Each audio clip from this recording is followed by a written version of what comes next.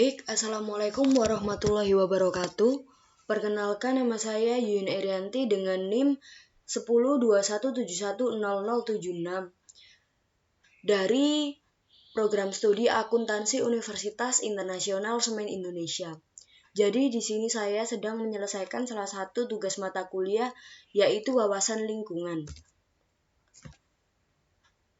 Di sini topik yang saya ambil mengenai kerusakan hutan. Di sini saya menjelaskan 4 poin utama, yaitu yang pertama mengenai apa itu hutan, yang kedua pemanfaatan lahan hutan, yang ketiga kerusakan hutan yang terjadi di Papua, dan yang keempat solusi yang diberikan mengenai kerusakan hutan. Untuk yang pertama, definisi hutan sendiri.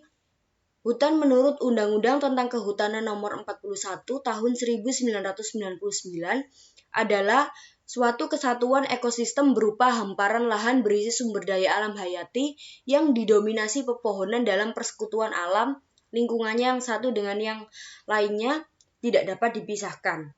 Jadi, hutan sebagai suatu ekosistem tidak hanya menyimpan sumber daya alam yang berupa kayu, tetapi masih banyak potensi non-kayu yang dapat diambil manfaatnya oleh masyarakat.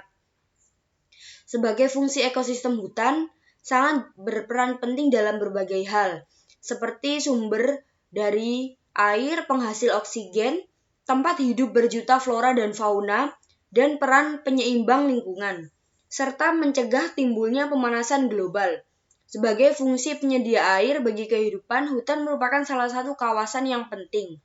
Hal ini dikarenakan hutan adalah tempat tumbuhnya jenis tumbuhan. Jenis hutan yang ada di Indonesia yaitu ada 3. Yang pertama, kawasan paparan Sunda yang berada di bagian barat, kawasan yang berada di bagian timur yaitu kawasan paparan Sahul, dan yang ketiga kawasan Wales atau Laut Dalam yang berada di bagian tengah. Pemanfaatan lahan hutan sendiri ada beberapa bagian, yaitu hutan tetap digunakan sebagai hutan tetap seluas 82,27 juta hektar, hutan konversi 15,30 juta hektar, hutan lindung 22,10 juta hektar, hutan produksi terbatas 18,18 juta hektar, hutan produksi tetap 20,62 juta hektar, hutan produksi dapat dikonversi 10,69 juta hektar, dan area penggunaan lain 77,96 juta hektar. Hal itu dimanfaatkan dari luas hutan yang ada di Indonesia dengan luas yang cukup luas membentang dari Sabang sampai Merauke.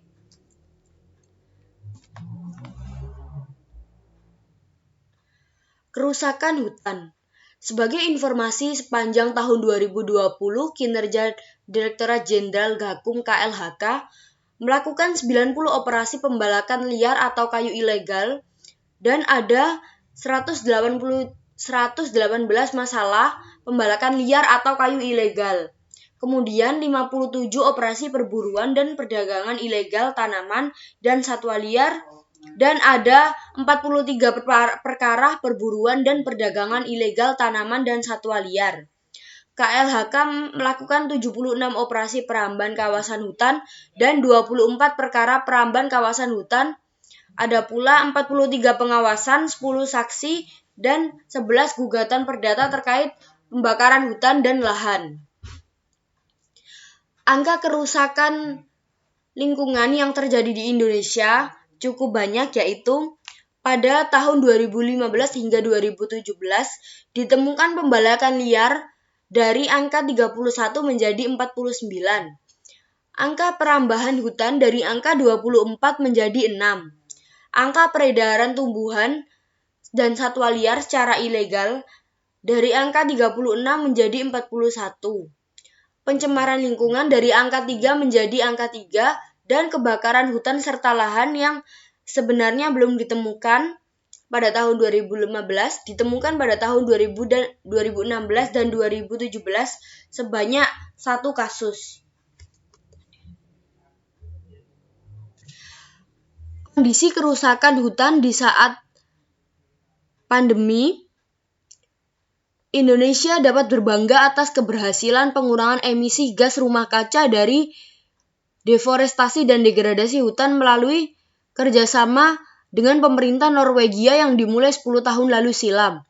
Namun di sisi lain Indonesia masih dinobatkan sebagai negara pengurangan tutup pohon hutan hujan tropis terbesar ketiga di dunia berdasarkan analisa UN Environment Program World Conservation Monitoring Center dalam laporan VAO, The State of World's Forests 2022.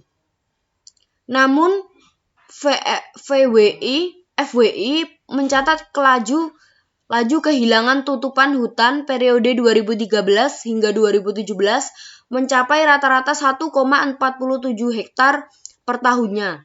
Kalimantan dan Sumatera yang mendominasi lebih dari 50% dari luas total deforestasi dengan proyek kehilangan hutan yang akan bergeser ke Indonesia Timur sekitar 245.000 hektar per tahun pada periode 2017 hingga 2034. Salah satu penyebab kerusakan hutan terbesar yaitu akibat penebangan hutan secara ilegal atau illegal logging yang masih menjadi isu global yang cukup persisten. Mengingat laju kasus virus COVID-19 di Indonesia sejak awal Maret 2020 hingga saat ini belum menunjukkan adanya penurunan angka. Dan mengingat hal tersebut mempengaruhi kerusakan hutan. Ada beberapa faktor yang mempengaruhinya. Yang pertama yaitu adanya kebijakan karantina di beberapa wilayah atau lockdown yang juga menyebabkan penurunnya pengawasan hutan ataupun jumlah petugas pemerintah. Yang kedua, adanya tekanan ekonomi dari masyarakat yang secara langsung dan tidak dipaksa untuk bergantung pada alam.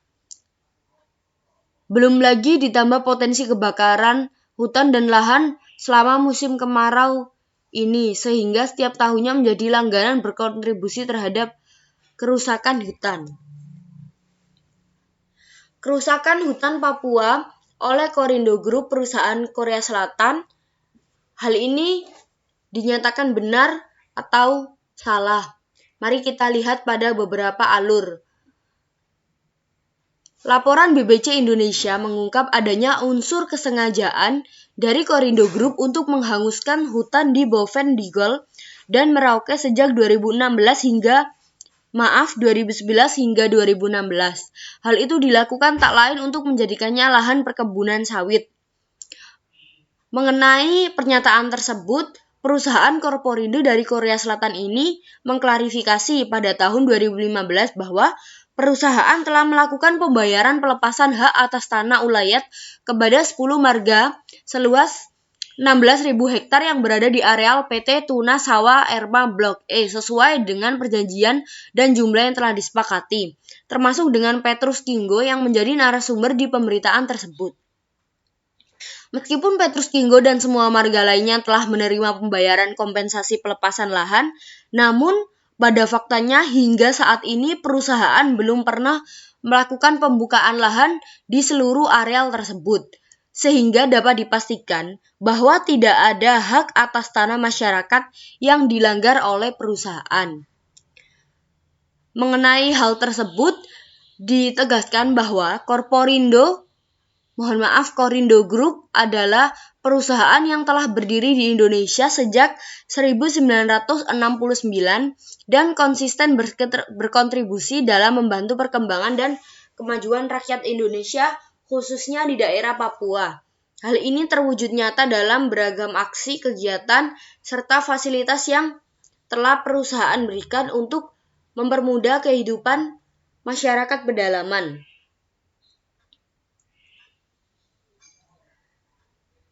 Dari berbagai sisi, Korindo ini sudah mampu membantu untuk menangani ketertinggalan yang ada di pedalaman seperti dari segi pendidikan dan juga dari segi infrastruktur sampai dengan dari segi kesehatan. Mengingat wabah COVID-19 di Indonesia ini semakin menyebar luas, Korindo Group telah mendonasikan 120.000 masker medis dan multivitamin, serta 3.500 set baju hazmat, dan juga ratusan box bantuan sembako, sehingga Korindo Group ini tidak merugikan warga yang berada di sekitar lokasi dan juga belum melakukan pembukaan lahan lagi, hanya ketika waktu yang sudah ditentukan pada perjanjian tersebut.